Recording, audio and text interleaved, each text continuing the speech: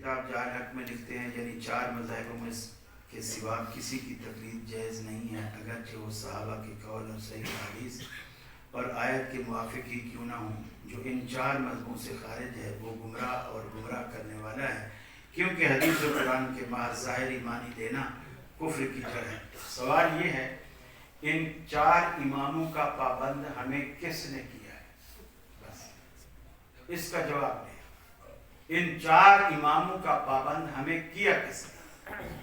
ٹھیک ہے تو حکیم الامت ہوگا، لیکن ہم تو تجھے حکیم الامت نہیں مانتے۔ یہ تو جو مانتے ہیں ان کے لیے تو بات ہو سکتی ہے، ہم تو دلیل مانتے ہیں۔ 4 اماموں کے بغیر چارہ نہیں ہے، یہ جملہ کس نے کہا؟ کیا 4 ائمہ میں سے کسی ایک نے بھی یہ شرط لگائی کہ ان 4 میں سے کسی ایک کی ماننا ضروری ہے؟ میں نے یہی بات وہاں کہی، الحمدللہ ٹی وی کے اندر کوکب بخاری بڑا برہم ہوا تھا، دیکھو جی ہمیں کہتا ہے تمہارے پاس چونی ہے۔ میں نے کہا تم نے تو اسلام کو 4 ٹکڑوں میں بانٹ دیا، اسلام 1 روپیہ ہے، تم نے اس کے 4 حصے کیے تو ہر ایک کے حصے میں کتنے آئے؟ 4 آنے، 54۔ میں نے کہا تم 54 لیے پھر رہے ہو، ہماری جیب میں روپیہ ہے۔ ہم تو 4 کو مانتے ہیں نا، لیکن اس کی بات کو پرکھتے ہیں قرآن و سنت کے مطابق کس کی بات۔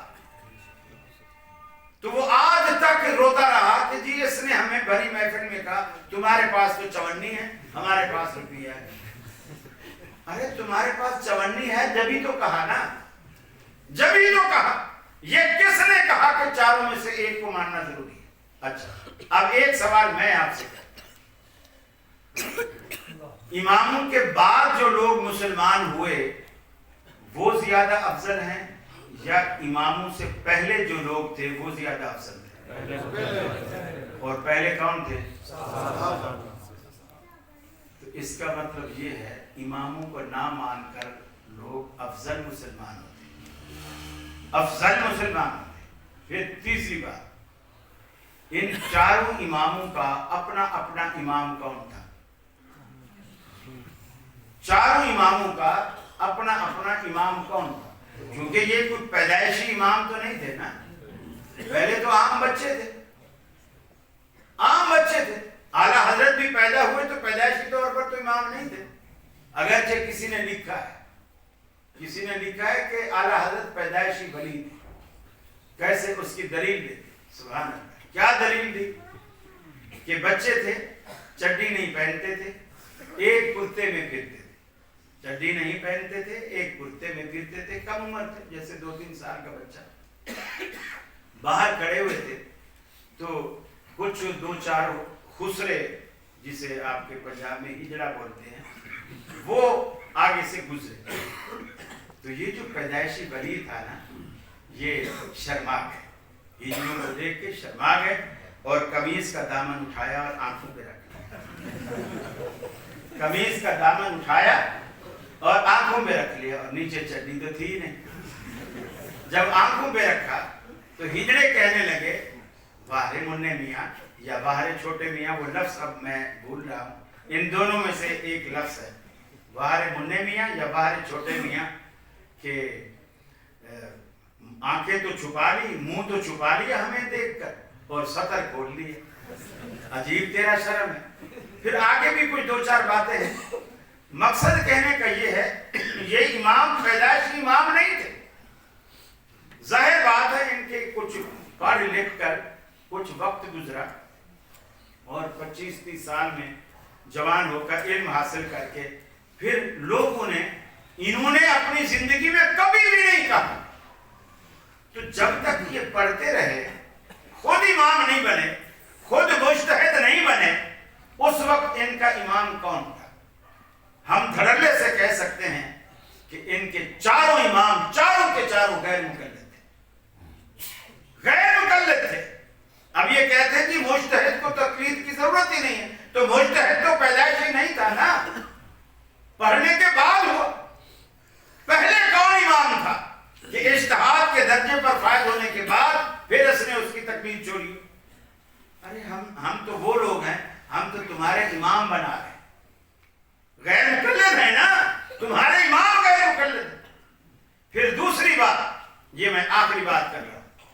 بات یہ کہ آپ جب آپ حج پہ جاتے ہو تو آپ حج پہ جا کر مکے کے اندر حج کے سارے جو ارکان ہیں وہ آپ پورے کر لیتے ہیں. مکے میں، عرفات میں، مزدلفہ میں، مینا میں سارا کچھ آپ کا وہی پورا ہو جاتا ہے.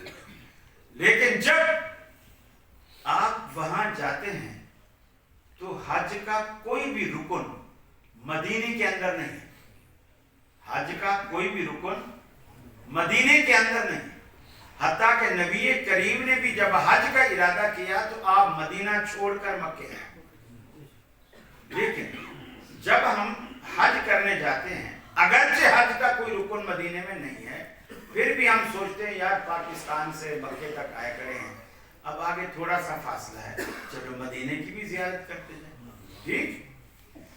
رسول اللہ صلی اللہ علیہ وسلم کو آج سے گزرے ہوئے آپ اگر ایک اندازہ لگائیں کتنی صدیاں گزر گئی؟ 14.5 صدیاں گزر گئی. جب آپ دنیا سے رخصت ہو گئے اس کے تقریباً 70 سال بعد امام ابو حنیفہ رحمۃ اللہ علیہ پیدا ہوتے ہیں. آپ ان کے پڑھنے پڑھانے کی مدت بھی لگا لیں. آپ جب پڑھ لکھ لیتے ہیں تو ہم فرض کر لیتے ہیں کہ 25-30 سال ان کو پڑھنے لکھنے میں لگ گئے. 70 سال پہلے جو بعد میں پیدا ہوئے اور 25-30 سال پڑھنے کے ٹوٹل ملا کے کتنا ہو گیا؟ 1 صدی. نبی کریم کو ہوئے 14.5 صدیاں پہلے آئے ہوئے اور دنیا سے گئے، اور امام صاحب کو اب چونکہ آپ کے 1 صدی بعد آئے ہیں تو یہ کتنے سو سال ہوئے؟ 1350 سال.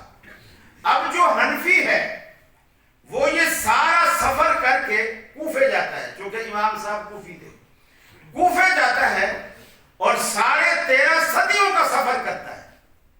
اب آگے مدینے تک جانے کے لیے کتنا سفر باقی ہے؟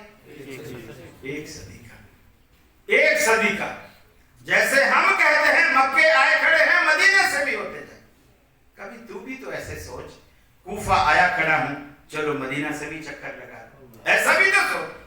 ارے کوفے کے امام کے لیے تجھے 13 صدیوں کا سفر گوارا ہے اور کائنات کے امام کے لیے مزید 1 صدی کا سفر بھی گوارا نہیں. مزید 1 صدی کا سفر بھی گوارا نہیں. سوچیے، ابھی نہ سوچیں، گھر جا کے تنہائی میں، خلوت میں جب بیوی سے لڑائی ہو جائے، ناراض ہو جائیں، علیحدہ بیٹھے ہوں، پھر آپ سوچئے گا کہ مولوی نے کوئی بات مسجد میں کہی تھی اور وہ دل کو لگی تھی. آپ اس کا انشاءاللہ آپ سوچئے گا، اللہ آپ کے دل کے دریچے کھولے